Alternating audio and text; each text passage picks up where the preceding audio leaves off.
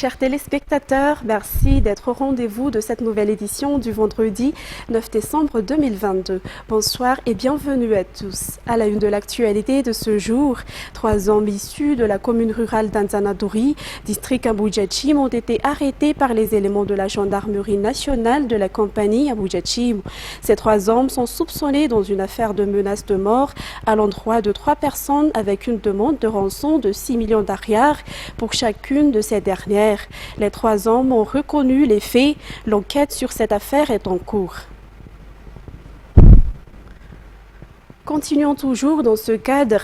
Une stratégie spéciale a été mise en place pour poursuivre les voleurs d'organes, a précisé le secrétaire d'État chargé de la gendarmerie. Il est constaté récemment que ces actes avaient pris de l'ampleur. À cet égard, il fallait trouver des solutions et les arrêter le plus vite possible.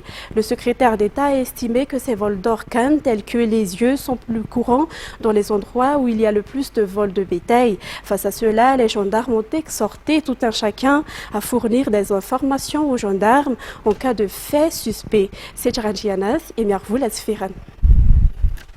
Selon le secrétaire d'État chargé de la gendarmerie, les vols d'organes, notamment les yeux, sont les plus courants dans les lieux où il y a le plus de vols de bétail.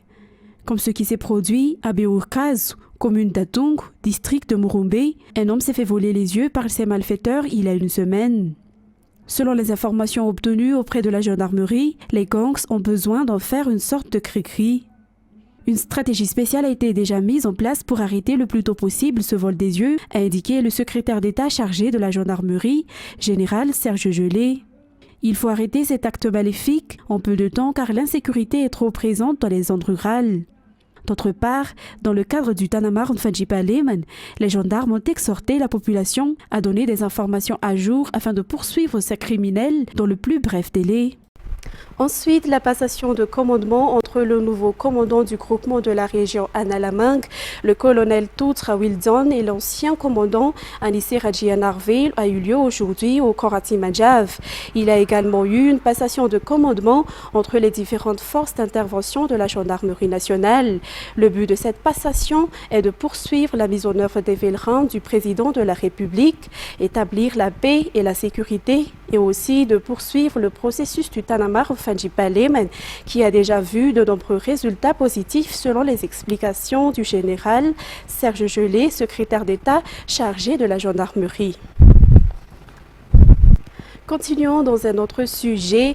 Madagascar Airlines est actuellement en train d'acquérir un Boeing 787-900 après la signature du contrat d'utilisation d'Embraer.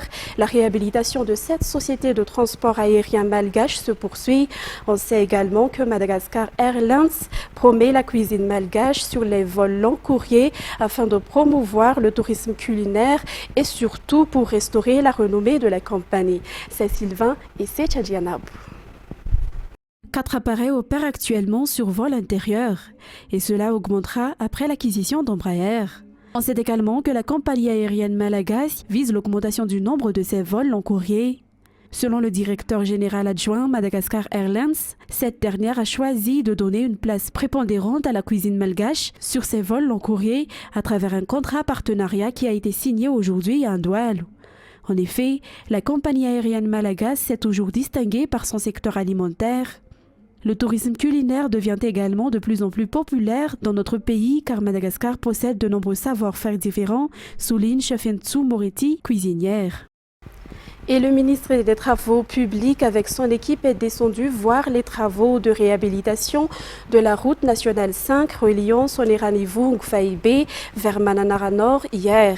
Les travaux avancent et cela dans les temps selon le ministre. Nadir Akoutumav. Même si c'est seulement une petite partie de la route qui est achevée, des changements sont déjà constatés dans le quotidien de la population. Selon Angélica Eriri, même si la route n'est encore que poussière, la circulation est au moins fluide. Ils n'ont plus de difficultés à circuler.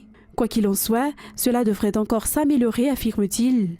D'un autre côté, le ministère affirme que les travaux de réhabilitation de cette route ne sont pas faciles car en plus d'être une zone pluvieuse, le transport des matériels y est assez délicat du fait de l'existence de fleuves et de rizières. Une des particularités de la réhabilitation de cette route, c'est cette barque qui peut supporter jusqu'à 700 tonnes de matériel et qui sert également de transport pour l'entreprise. Ainsi, cette dernière n'a pas laissé sur les moyens pour permettre d'accélérer les travaux selon les explications. De plus, le ministère des Travaux publics collabore avec l'entreprise pour permettre le bon fonctionnement des travaux, que ce soit au niveau des suivis des normes, de la qualité, mais surtout le respect de délais de 32 mois pour cette route nationale 5. Le ministre des Travaux publics, avec son équipe, est venu voir l'avancement des travaux sur cet axe Soleranivung-Faimbe jusqu'à Mananaravar aujourd'hui. Les employés du CROI, Centre régional des œuvres universitaires d'Antananarivo, ne doivent avoir aucune inquiétude concernant le paiement de leurs cotisations ainsi que celui de leur salaire, déclaré aujourd'hui le directeur du CROI. En effet, les cotisations pour la retraite des travailleurs d'environ 40 millions d'ariars ont été déjà payées en août dernier, selon les informations. La direction CROI a par ailleurs démenti les informations selon lesquelles 50 millions d'ariars auraient été donnés aux travailleurs qui ont participé à l'ASIF récemment. Adnana Martina, Enza Hadjiantsu. L'une des priorités pour le CROI, Centre régional des œuvres universitaires d'Antananarivo, est le contrôle de la construction des infrastructures au sein des cités universitaires. Le nouveau directeur du CROI, Nmamsou, est strict et au cours des 4 derniers mois, depuis qu'il a pris ce poste, des infrastructures illégales ont été démolies. Ce directeur a déclaré que ce centre traverse actuellement des problèmes financiers. Cependant, cela ne concerne pas les salaires et pensions des travailleurs, car l'une des premières tâches qu'ils ont faites a été de payer la cotisation d'environ 40 millions d'ariars à la CRCM et au CPR. La direction a également démenti les informations selon lesquelles 50 millions d'ariars auraient été donnés aux travailleurs qui ont participé à la compétition sportive d'État qui s'est tenue récemment à Touliar, selon les informations. Aujourd'hui, à l'occasion de la Journée internationale de lutte contre la corruption, le secrétaire d'État américain Anthony Blinken a nommé Jean de Dieu Rakoutenjamiam, président de la Cour des comptes de Madagascar, champion international de la lutte contre la corruption. Rakoutenjamiam a été reconnu pour son engagement inébranlable à défendre la transparence, la bonne gouvernance et l'état de droit, ainsi que pour sa volonté de mettre en œuvre des réformes destinées à améliorer l'efficacité de la Cour des comptes. La Cour des comptes a mené une série d'enquêtes complexes mettant au jour de nombreuses preuves de fraude, de gaspillage et d'abus généralisés. Rakoutenjamiam est l'un des 8 champions de la lutte contre la corruption dans le monde à avoir été récompensé lors de la 3e cérémonie annuelle de remise du prix du champion de la lutte contre la corruption organisée par le département d'État américain à Washington. Les 8 personnes dans Rakoutenjamiam ont été reconnues pour leur leadership, leur courage et leur impact dans la prévention, la dénonciation et la lutte contre la corruption dans leur pays. Dans le monde entier, le gouvernement américain lutte contre la corruption en renforçant les normes internationales, en consolidant les institutions gouvernementales et en soutenant les acteurs non gouvernementaux qui encouragent la transparence et la redevabilité. Les États-Unis reconnaissent qu'aucun pays, y compris les États-Unis, ne peut lutter efficacement contre la corruption seul. Cela nécessite une coopération mondiale. Les États-Unis sont aux côtés de Madagascar comme des préalaménales pour promouvoir la bonne gouvernance et développer des institutions durables et inclusives. En février 2021, le gouvernement américain a annoncé le lancement de Tintin, un programme de 4 millions de dollars pour renforcer les capacités de la Cour des comptes de Madagascar et améliorer la gestion des fonds publics. Le programme quinquennal Tintin est financé par l'Agence des États-Unis pour le développement international, USAID, et permettra d'améliorer la gouvernance interne de la Cour, de renforcer la communication et l'interaction avec le public, et d'améliorer la qualité et l'impact des audits et des jugements produits par la Cour. Le programme fait partie d'une aide annuelle de 30 millions de dollars visant à soutenir les institutions et le renforcement des capacités dans tout Madagascar. Ensuite, la Commission nationale indépendante des droits de l'homme, ou CNIDH, reçoit des signalements sur différentes formes de non-respect de ces droits, a souligné sa vice-présidente Priska Adjianarvelu. La majorité des plaintes concernent essentiellement des problèmes fonciers et des violences envers les femmes ainsi que les personnes vulnérables. Abdena Martina, Enza Hadjiantsu. La Commission nationale indépendante des droits de l'homme reçoit chaque année une centaine de plaintes concernant différents domaines, notamment le non-respect des droits humains, les conflits fonciers, les violences domestiques et l'exploitation des mineurs. Avant de passer devant l'Assemblée générale des commissaires qui statue sur les dispositions à adopter pour chaque plainte, c'est au service de la protection de la CINDH que ces plaintes sont soumises, explique Priska Gianarvelo, vice-présidente. Étant un service de protection, la CNIDH réalise fréquemment des sensibilisations au niveau de la communauté pour éviter les conflits, selon toujours les explications. Afin de renforcer le plaidoyer de la CNIDH en faveur du respect des droits de l'homme, cette structure a saisi la célébration de la Semaine des droits de l'homme afin de faire connaître les conventions internationales concernant les droits politiques et civiques des citoyens à travers une exposition sur le parvis d'Analakeli.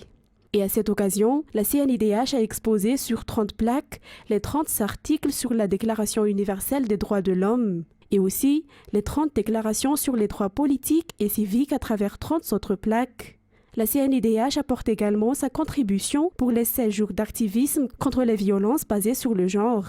Ainsi, cette manifestation entre dans le cadre de cet événement. En santé, le nombre de personnes effectuant de tests Covid-19 au villageois Andutapédac a connu une augmentation au cours des dernières semaines. Malgré l'augmentation du nombre de personnes passant le test, le nombre de porteurs confirmés a diminué. En ce qui concerne les cliniques privées, le nombre de personnes venues consulter a diminué au cours de ces 3 jours. Environ 70 personnes par jour viennent au village voir Andutapédac pour se faire tester. Environ 30 d'entre eux font le test TDR, tandis que 40 font de la PCR, qui sera envoyée au LA2M. Une personne sur 10 qui se fait tester est porteuse du virus. Ainsi, on constate maintenant que ce nombre diminue, selon Ragout Njavula Léonce, coordinateur du village voir Andutapédac. Le test est gratuit et les médicaments pour ceux qui sont testés positifs sont également gratuits au village voir. En ce qui concerne les cabinets médicaux privés, il y a eu une diminution du nombre de personnes venues pour faire le test Covid-19 au cours de ces 3 derniers jours. Le coordinateur du village voir et les médecins ont exhorté chacun à être vigilant et à se protéger pour éviter la propagation de l'épidémie, notamment en cette saison de fêtes. Place maintenant aux actualités internationales. L'ex-président du Pérou, Pedro Castillo, destitué et placé en détention provisoire, a fait une demande officielle d'asile au Mexique, a annoncé le ministre mexicain des Affaires étrangères, Marcelo Ebrard, dont le pays a entamé des consultations devant les autorités péruviennes. Cet ancien chef d'État est poursuivi pour rébellion et conspiration. Les détails avec France 24. Les partisans de Pedro Castillo ne décolèrent pas. Ils sont quelques dizaines rassemblés devant ce commissariat de Lima, où le président destitué est détenu depuis jeudi. Il est poursuivi pour rébellion et conspiration, mais ses soutiens assurent que Pedro Castillo est victime d'une cabale politique. Ils cherchent tous les prétextes pour condamner Pedro Castillo. Ils veulent lui faire ce qu'ils ont fait aux autres présidents, l'emprisonner pendant de longues années. Le fait de l'incarcérer ainsi, c'est juste une vengeance. Castillo est innocent. Nous nous opposons à sa détention et nous exigeons qu'il soit libéré. Dans leur viseur, Dina Boluarte, la vice-présidente péruvienne qui assure l'intérim à la tête du pays. Elle est désormais chargée de former un gouvernement d'union nationale. Vous avez tous été témoins de la tentative de coup d'État fomentée par Pedro Castillo, qui n'a pas reçu l'appui des institutions démocratiques et du peuple.